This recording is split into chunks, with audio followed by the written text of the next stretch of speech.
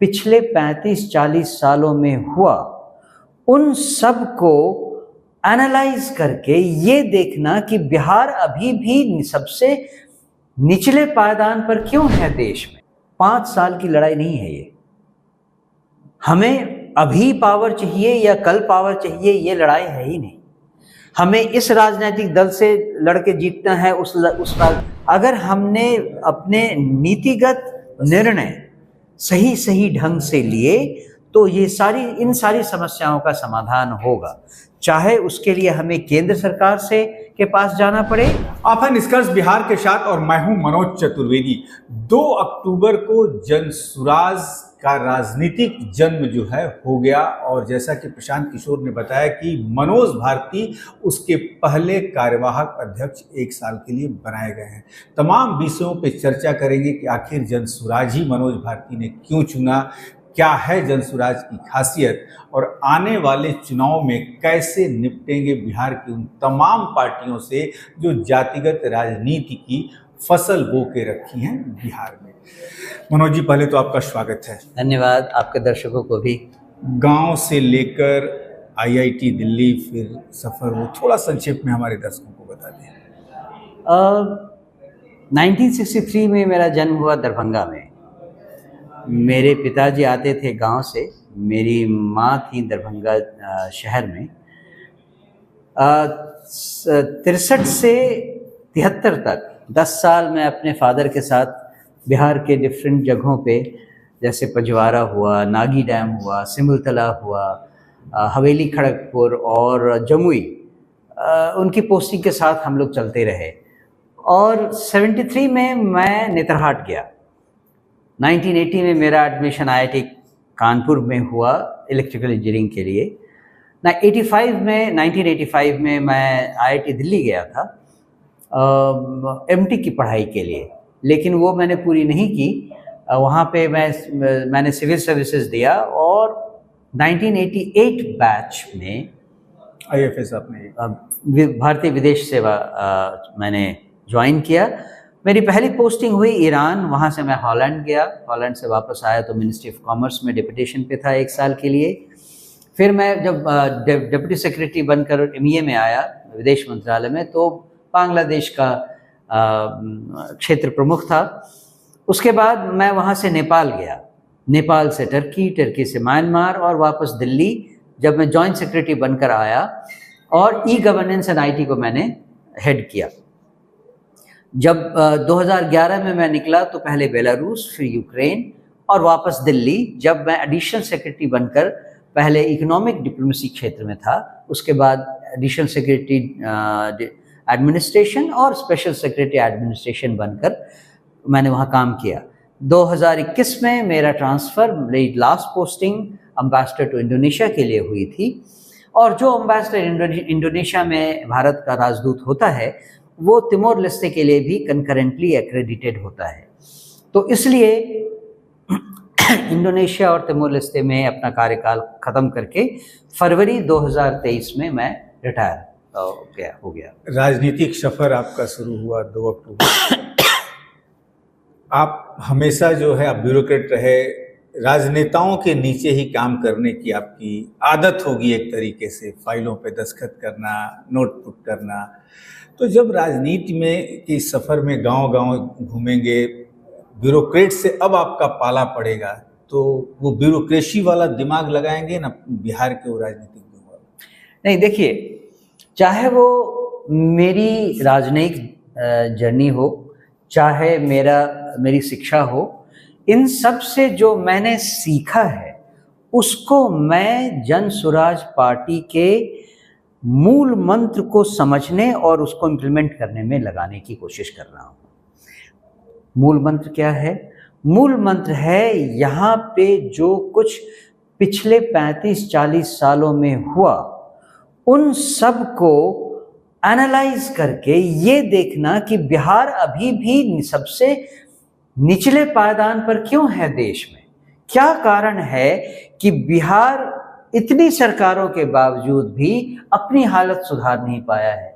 आज भी अगर आप किसी से भी बात करें, चाहे वो कोई राजनेता ही क्यों ना हो, कहेगा अच्छा आप नई चीज करने वाले हैं, बिहार में कुछ नहीं हो सकता। ये जो मानसिकता है, हमारी लड़ाई उसके लिए है। उस लड़ाई में मेरी जो शिक्षा है, मेरी जो ट्रेनिंग है, उसका हर अवयव, हर पार्ट मैं यूज करूंगा। ये लड़ाई जनता के लेवल पे है।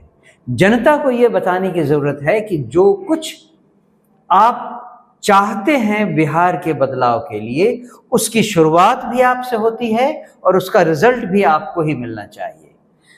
जो चेंज इस पार्टी ने अपने लिए निर्धारित करके रखा है, वो है हमारे अपने बच्चों के भविष्य की चिंता।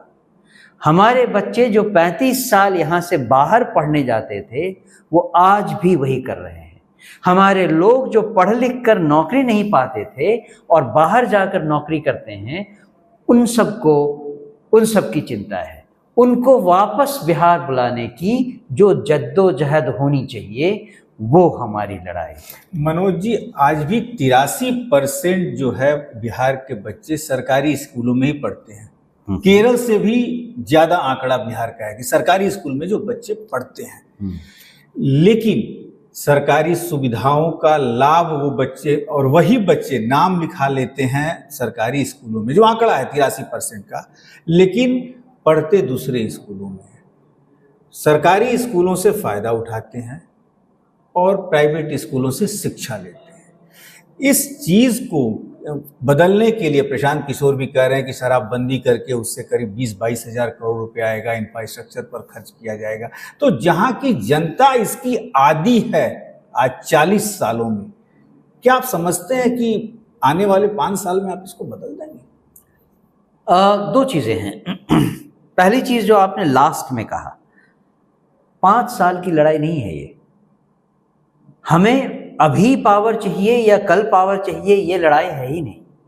हमें इस राजनीतिक दल से लड़के जीतना है, उस राजनीतिक दल से लड़के जीतना है, ये भी लड़ाई नहीं है। हमारी लड़ाई केवल उस मानसिकता को बदलने की है, उसमें चाहे 1 साल लगे, 5 साल लगे या 10 साल लगे। हम अपना अभियान, लोगों को जगाने का अभियान तब तक जारी रखेंगे जब तक ये मानसिकता बदल नहीं जाती है और जब तक बिहार भारत के 10 अग्रणी राज्यों में शामिल नहीं हो जाता है। जो सवाल आपने शिक्षा के बारे में कहा कि प्रॉब्लम्स जिसके बारे में आपने इंगित किया, उसके बारे में मैं केवल इतना ही कहूँगा कि इस बात से वाकिफ हम लोग भी हैं, हमारे राजनीतिक प्रतिनिधि भी हैं और यहाँ की जनता भी है, लेकिन कोई इस पर कुछ करता क्यों नहीं है? किसमें वो हिम्मत है, किसमें वो प्लानिंग है, किसमें वो नीति है जो इस चीज को बदल सके? अगर किसी के पावर में, किसी की शक्ति में ये था कि इस सिचुएशन को वो बदलें, तो अभी तक किया क्यों नहीं?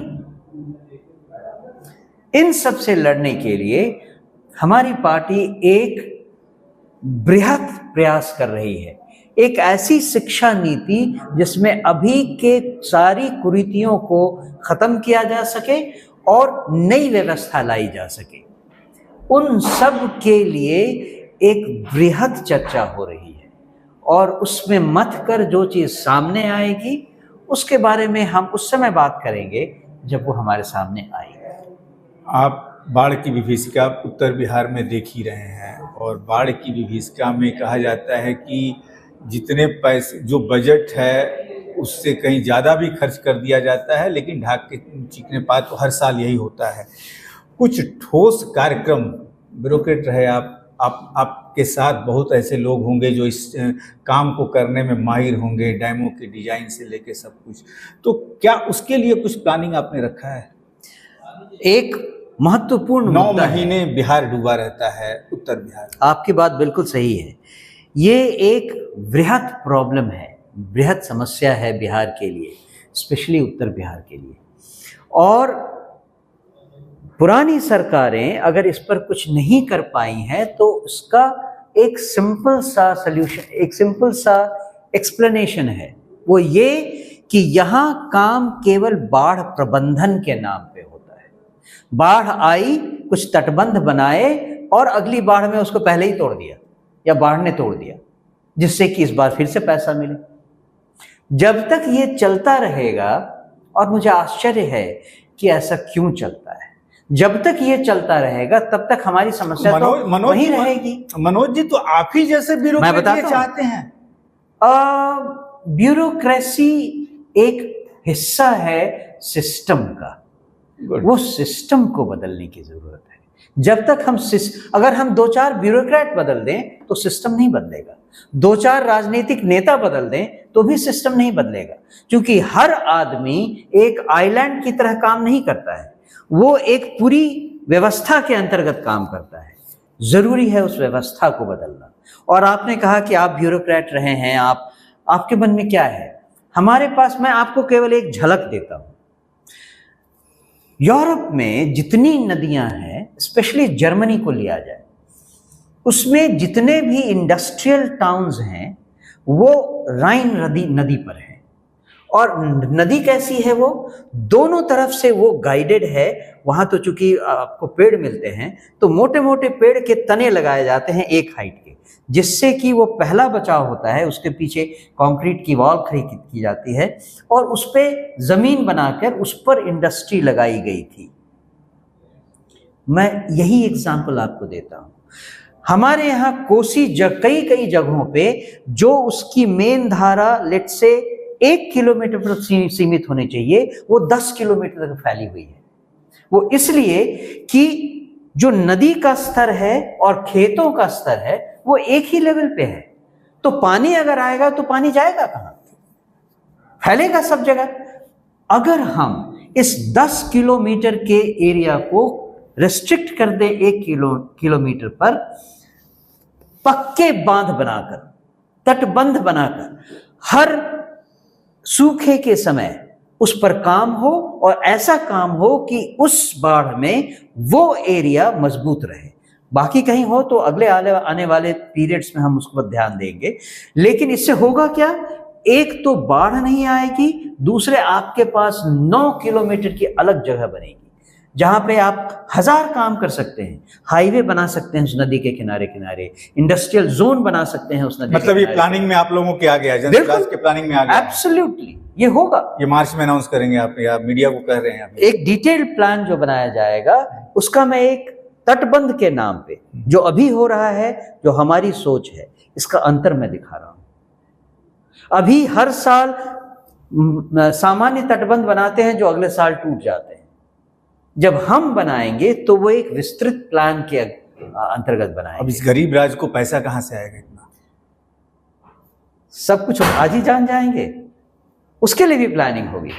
चलिए एक सवाल, अंतिम सवाल आपसे एक ले लेते हैं कि प्रशांत किशोर मोदी जी को हमेशा कोसते रह रहे हैं कि बिहार का पैसा उठा के गुजरात लेके चले जा रहे हैं। करीब करीब 2.5 लाख करोड़ रुपया बिहार के लोगों की जो फिक्स डिपॉजिट बिहार के बैंकों में थी उसको गुजरात ट्रांसफर कर लिया, उसी से मेट्रो चल रही है, कर्ज लेके चल रही है। तो बिहार ने क्या गलती की है कि बिहार को अच्छी पैसेंजर ट्रेन भी नहीं दी जा रही है? तो क्या यदि आपकी सरकार आती है तो इन सब चीजों पे कहीं रोक लगाने की कोशिश करेंगे? मुझे इसमें कुछ कहने की जरूरत नहीं है, क्योंकि प्रशांत किशोर जी ने इसके बारे में डिटेल में बताया है। वो क्यों ऐसा कह रहे हैं कि बिहार का पैसा बाहर जा रहा है, वो आप सब जानते हैं। जब मैंने बैंकर्स से बात की, हमारी पार्टी ने बैंकर्स से बात की, तो उन्होंने कहा कि जो पैसा बिहार में जमा होता है उस पैसे को जो लोग लोन के लिए मांगते हैं उनके पास रिक्वायर्ड पेपर वर्क नहीं होता है, हम किस बेसिस पे उनको लोन दें?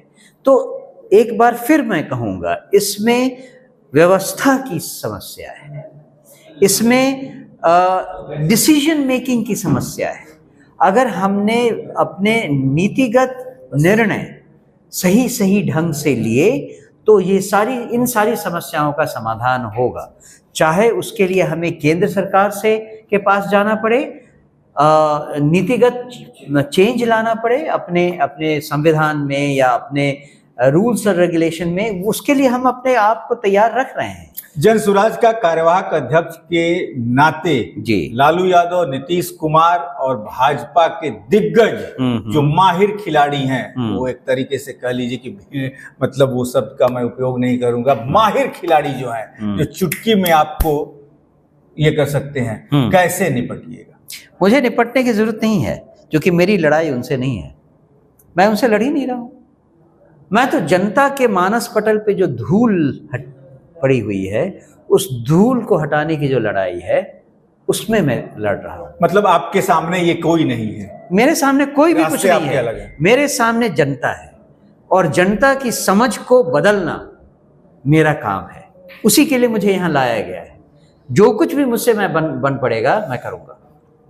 तो ये थे मनोज भारती, जन सुराज के कार्यवाहक अध्यक्ष बनाए गए 1 साल के लिए, और हमने आपको बताया कि किस प्लानिंग के तहत जन सुराज जो है वो काम करेगा। लेकिन सबसे बड़ी बात जो इन्होंने कही कि इनके सामने लड़ाई में न तो भाजपा है, न लालू है, न नीतीश है, जनता इनके साथ है। लेकिन इस जातिवाद के चक्रव्यूह वाले प्रदेश में जनता कब तक साथ रहती है, इस पर भी हमारी नजरें हमेशा बनी रहेंगी। आप बने रहिए हमारे साथ।